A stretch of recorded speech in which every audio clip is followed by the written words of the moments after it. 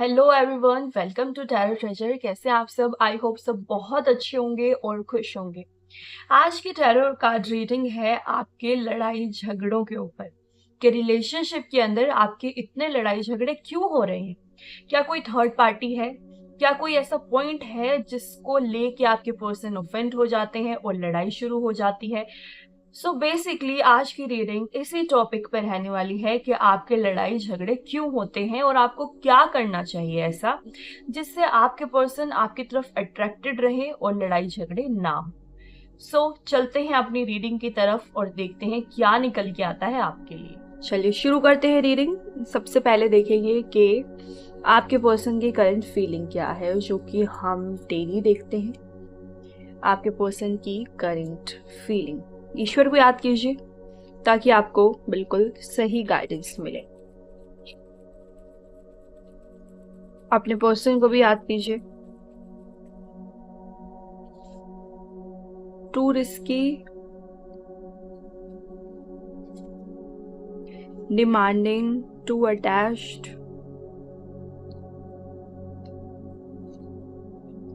Getting cramps, fear, loneliness and retreating.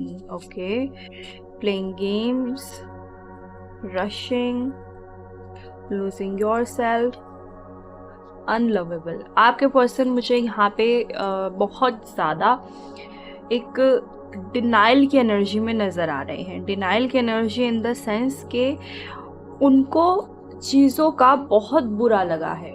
कोई बात हुई आप दोनों के बीच में जिसका इनको बहुत बुरा लगा है, बट ये कहीं ना कहीं एक तो इस चीज को मान नहीं रहे। अगर ये मेल हैं तो ये इस चीज को मान नहीं रहे कि इनको बुरा लगा है।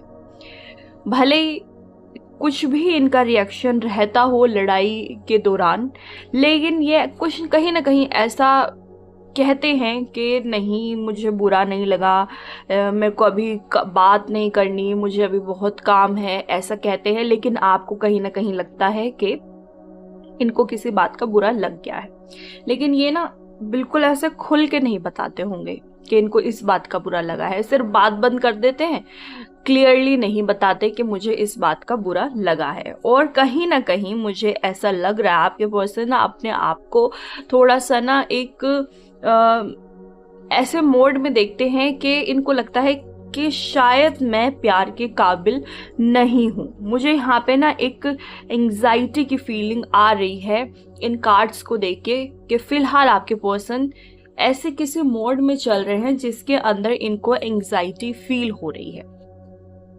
इनको किसी से बात करना पसंद नहीं आ रहा है, इनको किसी के साथ बैठना पसंद नहीं आ रहा है। ये कहीं ना कहीं आपसे बहुत ज्यादा अटैच्ड हैं। भले ही आप दोनों कितनी भी लड़ाई झगड़े क्यों ना कर रहे हो, थर्ड पार्टी क्यों ना इन्वॉल्व हो, बट ये कहीं ना कहीं आपसे बहुत ज़्यादा अटैच्ड है। थर्ड पार्टी अगर इस रिश्ते में आई है तो वो सिर्फ इसलिए आई है क्योंकि इनको अकेले रहने से डर लगता है। अकेले रहने से इनको एंग्जाइटी फील होती है, क्योंकि इनको ऑलरेडी एक बात इनके दिल में बैठी हुई है कि इनसे कोई प्यार नहीं करता। इनको ऐसा लगता है कि मैं हर किसी के लिए एक फालतू इंसान हूँ। यहाँ पे मुझे आपके पर्सन किसी पास्ट ट्रॉमा से गुजरते हुए भी नजर आ रहे हैं। तो फिलहाल की जो इनकी फीलिंग है वो ऐसी है कि इनको लगता है कि मैं किसी काम का नहीं हूँ। लड़ाई झगड़े जो भी हुए हैं आप दोनों के बीच में वो तो हम अब देखेंगे कि क्यों होते हैं, बट आपके पर्सन यहाँ पे बहुत ज़्यादा लोनली फील करते हुए नज़र आ रहे हैं मुझे। और वो ये बात आपको हो सकता है बताएंगे भी नहीं, क्योंकि ये एक ऐसा इंसान मुझे नज़र आ रहा है कि बात बुरी लगती है लेकिन किसी को दिखाते नहीं है। इनको लगता है कि अपनी फीलिंग्स अपने तक रखनी ज़्यादा ज़रूरी है, किसी को बतानी नहीं चाहिए। आपके पर्सन को ऐसा लगता है। चलिए आगे देखते हैं। अब अपने मेन मुद्दे पे आएंगे कि आप दोनों की लड़ाई बार बार क्यों होती है। ऐसी कौन सी वजह है जिसकी वजह से आप दोनों की लड़ाई होती है। Losing yourself, self neglect, retreating. Okay, दोबारा से कार्ड शफल करते हैं एक बार।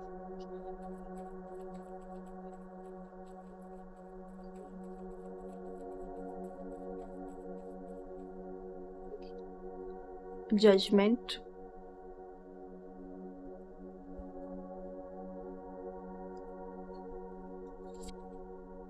Walking away, getting hurt, rejection, too passive, unavailable, tolerating abuse. Okay.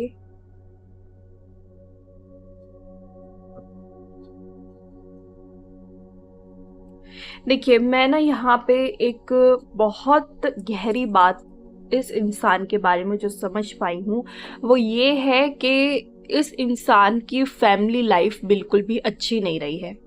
जो इनके पेरेंट्स रहे होंगे वो कहीं ना कहीं एब्यूजिव रहे होंगे एक दूसरे के साथ, जिसकी वजह से इन्होंने अपनी फैमिली के अंदर इतने लड़ाई झगड़े देखे हैं कि ये ना इमोशनली बहुत ज़्यादा अंदर से हर्टिंग, सबकॉन्शियस माइंड में इंसान की कुछ बातें बैठ जाती हैं। तो वो ये बात है कि इनको ऐसा लगता है कि मुझसे कोई प्यार नहीं करता, मैं प्यार के लायक नहीं हूँ, मुझे जब भी किसी की ज़रूरत होती है तो वो अवेलेबल नहीं होता, और हो सकता है इनके साथ ऐसा हुआ भी हो। इसलिए अब इनको हर छोटी छोटी बात जो है वो सामने वाले की पिंच हो जाती है, और वो पिंच ऐसे होती है कि ये बताते भी नहीं है कि बुरी लगी है, लेकिन बुरी लगती है अपने आप को एकदम से, ऐसे खुला हुआ इंसान है एकदम से बंद कर लेता है। ये आप ऐसा सोच के चलिए, बताना नहीं है किसी को कि क्या हुआ है, लेकिन किसी से बात नहीं करनी है। यहाँ पे मुझे ये इंसान ऐसे नजर आ रहे हैं। लड़ाई झगड़े की मेन वजह यहाँ पे मुझे यही पर्सन नज़र आ रहे हैं, और ये पर्सन मुझे ऐसा लग रहा है कि सिर्फ और सिर्फ आप दोनों के बीच में मिसअंडरस्टैंडिंग हो जाती है, क्योंकि आपके पर्सन बहुत ज़्यादा इमोशनल नज़र आ रहे हैं, और वो इमोशनल ऐसे हैं कि कोई सामने वाला खुद समझ जाए तो ठीक है, ये खुद से नहीं समझाएंगे किसी को कुछ भी, खुद से किसी को कुछ भी नहीं बताएंगे। अगर सामने वाला मुझसे प्यार करता है तो वो खुद समझ जाएगा, इनको ऐसा लगता है।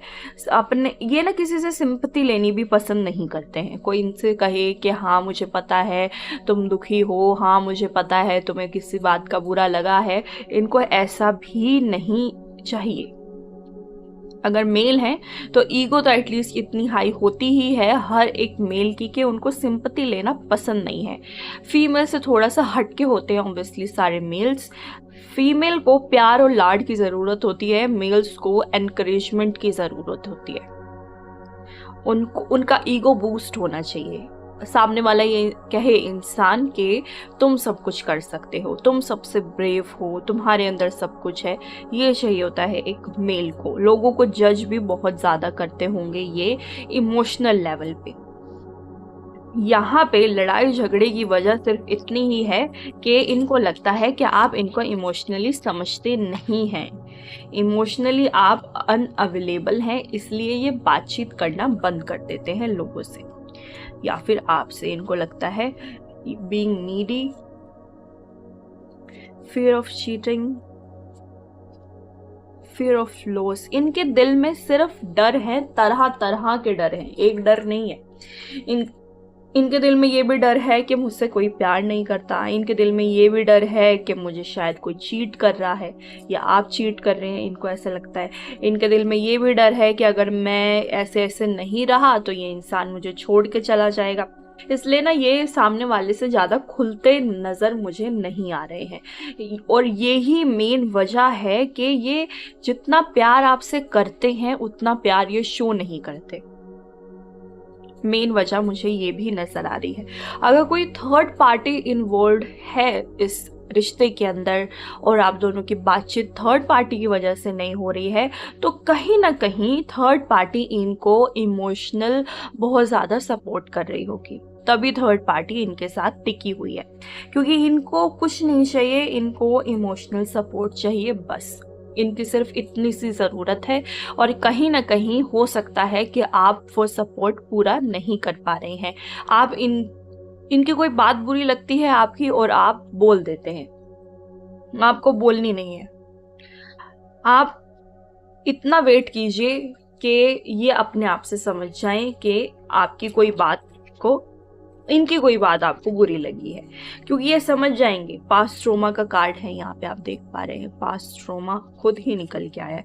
Giving too much, not compatible, not my type. इनको ना अपने अंदर कमी बहुत ज़्यादा नज़र आती है। और पास्ट ट्रॉमा ऐसा है कि हो सकता है कोई पास्ट में ऐसी रिलेशनशिप रही हो कि इन्होंने ना किसी के लिए बहुत कुछ किया है और इन रिटर्न नहीं आया है। हो सकता है चीटिंग हुई है इनके साथ, हो सकता है वो इंसान ये कह के छोड़ गया हो कि तुम किसी के लायक नहीं हो या तुम मेरे लायक नहीं हो, तुम मेरे लायक नहीं हो। Most probably not my type का कार्ड है यहाँ पे। आपको ये बात समझनी होगी कि ये इंसान सिर्फ और सिर्फ इमोशंस चाहता है कि सामने वाला मुझे इमोशनली समझे, इनको और कुछ नहीं चाहिए। ये सिर्फ और सिर्फ इमोशंस की वजह से परेशान चल रहे हैं और यही वजह है बार बार आप दोनों की लड़ाई होती है। अगर आप इनके इमोशंस को समझ जाएं, अगर आपको कोई बात बुरी भी लगी है तो थोड़ा सा वेट कर लीजिए, इंसान अपने आप ही समझ जाएगा कि इमोशनली बहुत ज़्यादा रिच है ये इंसान। आपको डायरेक्टली लड़ाई नहीं करनी है। अगर थर्ड पार्टी आ ही चुकी है तो भी आप इनसे दोबारा से फ्रेंडशिप कर सकते हैं, दोबारा से इनसे बात कर सकते हैं, दोबारा से अपनी जगह इनके ज़िंदगी में बना सकते हैं।